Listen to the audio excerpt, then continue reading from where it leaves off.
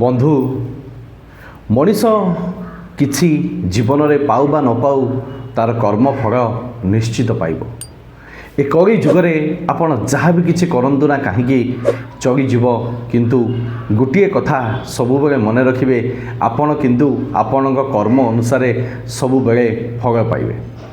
କର୍ମଫଳ କେବେ କାହାକୁ କ୍ଷମା ଦେଇନାହିଁ। ଆପଣ କର୍ମଫଳ ଆଉ କେଉଁଠି ହିଁ ଭୋଗିବେ ନାହିଁ, ଏଇଠି ହିଁ ଭୋଗିକି ଯିବେ। ଆପଣ ଯଦି ଭଲ କରୁଛନ୍ତି ତେବେ ଭଲ ଫଳ ନିଶ୍ଚିତ ପାଇବେ। ଆପଣ ଯଦି ଖରାପ କରୁଛନ୍ତି ତେବେ ଖରାପ ଫଳ ନିଶ୍ଚିତ ପାଇବେ। କାରଣ କର୍ମଫଳ ଠାରୁ ବଡ଼ ଦଣ୍ଡ ଆଉ ଦୁନିଆରେ କିଛି ବି ନାହିଁ। ପ୍ରଭୁ ଶ୍ରୀ ଜଗନ୍ନାଥଙ୍କର ହାତ ଅଧା, ଗୋଡ଼ ଅଧା, ସବୁକିଛି ଅଧା ଅଧା, କିନ୍ତୁ ତାଙ୍କ ଆଖି ବି ସବୁବେଳେ ସେଇ ଅଧା ହୋଇ ରହିଛି। କାରଣ ସେଇ ଆଖିରେ କେବେ ପଲକ ନାହିଁ, ଚକା ଆଖି ସବୁ ଦେଖୁଛି। ଆପଣ ସିନା ଭାବୁଛନ୍ତି ମୁଁ ଯାହା କରୁଛି ମୋତେ କେହି ଦେଖିପାରୁନାହାନ୍ତି, କିନ୍ତୁ ଚକା ଆଖି ଆପଣଙ୍କୁ ସବୁବେଳେ ଦେଖୁଛି ଏବଂ ଆପଣଙ୍କର ପ୍ରତ୍ୟେକଟି କର୍ମର ସେ ହିସାବ ରଖୁଛି। କର୍ମ ସବୁବେଳେ ଆମ ହାତରେ ଥାଏ, କିନ୍ତୁ କର୍ମଫଳ ସବୁବେଳେ ଭଗବାନଙ୍କ ପାଖରେ ଥାଏ। ତେଣୁ କର୍ମଫଳ ବାସ୍ତବରେ ମଣିଷ କିପରି ଭୋଗିଥାଏ, ଆଜି ତାହାରି ଉପରେ ଆପଣମାନଙ୍କୁ ଛୋଟ କାହାଣୀଟିଏ କହିବା ପାଇଁ ଯାଉଛି। ଯଦି ଏ କାହାଣୀଟିକୁ ଆପଣ ମନ ଦେଇ ଶୁଣୁଛନ୍ତି, ମୁଁ ଗ୍ୟାରେଣ୍ଟି ଦେବି ଆପଣ ଏ କାହାଣୀ ମାଧ୍ୟମରୁ ବହୁତ କଥା ଶିଖିପାରିବେ, ବହୁତ କଥା ଜାଣି ବି ପାରିବେ। ତେଣୁ ସମସ୍ତଙ୍କୁ ରିକ୍ୱେଷ୍ଟ କରିବି, ଏ ଭିଡ଼ିଓଟିକୁ ଥରେ ଫାଷ୍ଟରୁ ଲାଷ୍ଟ ପର୍ଯ୍ୟନ୍ତ ନିହାତି ଦେଖନ୍ତୁ ଏବଂ ଭଲ ଭାବରେ ବୁଝନ୍ତୁ ଯେ ବାସ୍ତବରେ କର୍ମଫଳ ମଣିଷ କିପରି ପାଇଥାଏ। ଥରେ ଗୋଟିଏ କମ୍ପାନୀରେ ଜଣେ ମ୍ୟାନେଜର ତା'ର ଗୋଟିଏ ଷ୍ଟାଫକୁ ବହୁତ ଜୋରେ ବିନା କାରଣରେ ଗାଳି ଗୁଲଜ କଲା, ବହୁତ କଥା କହି ତାଙ୍କୁ ଅପମାନିତ କଲା। ତେବେ ସେ କ'ଣ କରିବ, ଯେହେତୁ ତା'ର ମ୍ୟାନେଜର ହେଉଛନ୍ତି ବସ୍, ସେ ତାଙ୍କୁ କିଛି କହିପାରିଲା ନାହିଁ। କାରଣ ତାଙ୍କୁ ଯଦି ସେ କିଛି କହୁଛି ତାଙ୍କର ଚାକିରିଟି ନିଶ୍ଚୟ ଚାଲିଯିବ। ତେଣୁ ସେ ସବୁ ଜାଣି ଶୁଣି ବି ସେ ଚୁପଚାପ ହୋଇ ରହିଗଲା। ତେବେ ମ୍ୟାନେଜର ଜଣକ ଯେତେବେଳେ ସେଇ କର୍ମଚାରୀ ଜଣକୁ ଗାଳି ଗୁଲଜ କଲେ, ତେବେ ସେଇ ଷ୍ଟାଫ୍ ଜଣକ ସେଠାରୁ ଚାଲି ଆସିଲେ।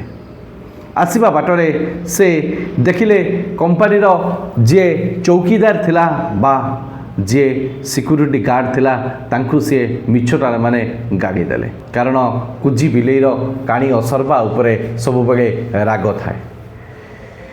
ଯେତେବେଳେ ସେଇ କର୍ମଚାରୀ ଜଣକ ସେ ସିକ୍ୟୁରିଟି ଗାର୍ଡ଼କୁ ଗାଳି ଦେଲେ, ସେତେବେଳେ ସେ ସିକ୍ୟୁରିଟି ଗାର୍ଡ଼ ଜଣକ ମଧ୍ୟ ତାଙ୍କୁ କିଛି କହିପାରିଲେ ନାହିଁ, କାରଣ ସେ ତାଙ୍କର ଉଚ୍ଚ ପଦସ୍ଥ କର୍ମଚାରୀ। ଏବେ ସିକ୍ୟୁରିଟି ଗାର୍ଡ଼ ବିନା କିଛି କାମ ନ କରି ସେ ଯେତେବେଳେ ଗାଳି ଖାଇଲେ, ତାଙ୍କର ବି ମନ ବହୁତ ଦୁଃଖ ହୋଇଗଲା। ସେଠାରୁ ଯେତେବେଳେ ଛୁଟି ହୋଇଛି, ଯେତେବେଳେ ସିକ୍ୟୁରିଟି ଗାର୍ଡ଼ ଜଣକ ତାଙ୍କର କାମ ସରିଯାଇଛି, ତାଙ୍କର ଡ୍ୟୁଟି ଓଭର ହୋଇଯାଇଛି, ସେଇ ରାଗ ସେଇ ରାଗକୁ ରଖି ସେ ଘରକୁ ଆସିଲେ। ଏବେ ଯେତେବେଳେ ଘରକୁ ଆସିଛନ୍ତି, ଏବେ ସେ ସିକ୍ୟୁରିଟି ଗାର୍ଡ଼ ଜଣକ ତାଙ୍କର ସ୍ତ୍ରୀକୁ ବହୁତ ବିନା ଦୋଷରେ ଗାଳି ଦେଇଛନ୍ତି। କାରଣ ସିକ୍ୟୁରିଟି ଗାର୍ଡ଼ ସେଇ କର୍ମଚାରୀ ଜଣକୁ କିଛି କହିପାରିଲେ ନାହିଁ, କାରଣ ସେ ତାଙ୍କର ଉଚ୍ଚ ପଦସ୍ଥ କର୍ମଚାରୀ, ଯଦି କିଛି କହିବେ ତାଙ୍କର ଚାକିରି ଚାଲିଯିବ। ଏବେ ସେଇ ସିକ୍ୟୁରିଟି ଗାର୍ଡ଼ଙ୍କର ପତ୍ନୀ ଯେତେବେଳେ ବିନା ଦୋଷର ଗାଳି ଖାଇଲେ, ତାଙ୍କର ବି ମନ ବହୁତ କଷ୍ଟ ହେଲା। ତେଣୁ ସେ ଆଉ କାହାକୁ କ'ଣ କହିବେ, ନିଜର ପିଲାଟିକୁ ସେ ବହୁତ ଜୋର ଯାଇ ବିନା ଦୋଷରେ ଗାଳି ଦେଲେ। ଏବେ ସେଇ ପିଲା ଜଣକ ମାଆକୁ ବା କ'ଣ କହିବ, ମା ବିନା ଦୋଷର ଯେତେବେଳେ ଗାଳି ଦେଉଛି, ସେ ପିଲାଟି ଏବେ ଘରୁ ବାହାରକୁ ଚାଲିଯାଇଛି ଏବଂ ଦେଖିଛି ବାଟରେ ଗୋଟିଏ କୁକୁର ଶୋଇଛି। ସେ କୁକୁରକୁ ଏବେ ସେ ପିଲାଟି ଜୋରସେ ଗୋଟିଏ ପଥର ଉଠାଇ ମାରି ଦେଇଛି ଏବଂ ନିଜର ରାଗକୁ ସେ ଥଣ୍ଡା କରିବା ପାଇଁ ଚେଷ୍ଟା କରିଛି। ସେ କୁକୁର ଜଣକ ଉପରେ ସେଇ କୁକୁର ଉପରେ ଯେତେବେଳେ ପଥର ବାଜିଛି, ସେ କୁକୁରଟି ବହୁତ ଜୋରେ ଚିତ୍କାର କରି ଆଗକୁ ଆଗକୁ ଦୌଡ଼ିଛି ଏବଂ ବାଟରେ ଯେଉଁ ମ୍ୟାନେଜର ସକାଳେ ସେଇ ତା'ର ନିଚ ପଦସ୍ଥ କର୍ମଚାରୀକୁ ଯିଏ ଗାଳି ଦେଇଥିଲା, ଯିଏ ପରେ ସିକ୍ୟୁରିଟିକି ଗାଳି ଦେଲା, ଯିଏ ପରେ ସେ ତାଙ୍କ ଧର୍ମପତ୍ନୀକୁ ଗାଳି ଦେଲେ, ସେହି ମ୍ୟାନେଜରକୁ ଏବେ ସେ କୁକୁରଟି ଯାଇ କାମୁଡ଼ି ପକାଇଛି ବା ବାଇଟ୍ କରିଦେଇଛି।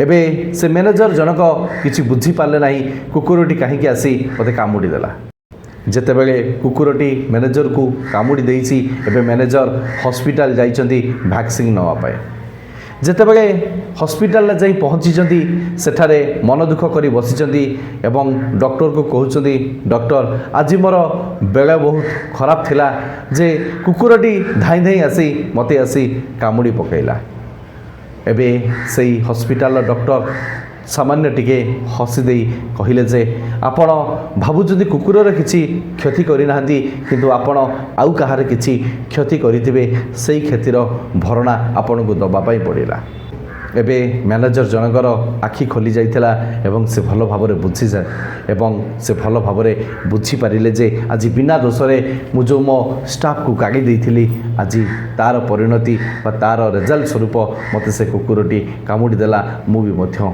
कष्ट पाइली बंधु एठी आपण देखंतु कर्म होची गोटिए चक्र भली जो मैनेजर सकाळे बिना दोषरे तार स्टाफ को गागी देथिला सेही स्टाफ टी आसिला सिक्यूरिटी गार्ड को गागी देला सेही सिक्यूरिटी गार्ड जेतेबेले घर को आसिले तांकर धर्मपत्नी को गाली देले जेतेबेले धर्मपत्नी को गाली देले धर्मपत्नी एबे गला से पिला को गाली देला तांकर पिला जेतेबेले रागी जाई से कुकुर को टेकाटी मारिला टेका जेतेबेले कुकुरटी ऊपर बाजिछि सेतेबेले जाई जो मैनेजर तांको सखाळे से जो स्टाफ जन को गाली देथिला सेही स्टाफ को जाई सेही मैनेजर को जाई एबे कुकुरटी कामुडी पकेला तेणु कर्म एठी सबु बेले चक्र अनुसार बुली चली पृथ्वी जमीती प्रत्येक परिस्थिति रे घूर्णनमय होची से भली आपणक कर्म फल भी मध्य प्रत्येक मुहूर्त रे घूर्णनमय होची आपण जीवन में क्या कष्ट देइचंती माने आपण कष्ट निहाती पाइबे एथिरे भाबिबार नाही ए प्रकृतिर सुंदर नियमटी अछि आपण ए प्रकृति को जहाँ देबे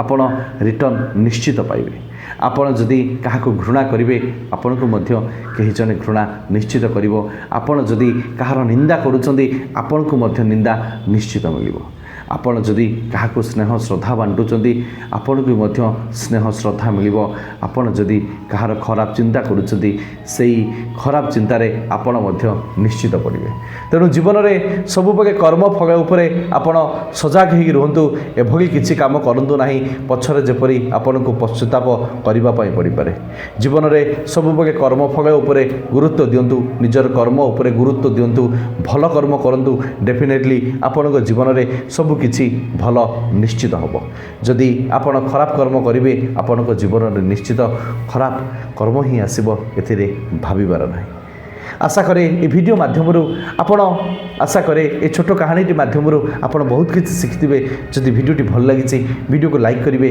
और प्रत्येक सांगसाथी मानक मध्य ये सुंदर कथाटी समस्त पाखे पहुँचे बोली आशा और विश्वास भगवान आपन को सब खुशी दिंतु लव यू ऑल जय गुरु जय जगन्नाथ शेष सही कथा कर देखा ऐसा कि दुनिया करना चाहेगा आपकी जैसा धन्यवाद जय जगन्नाथ।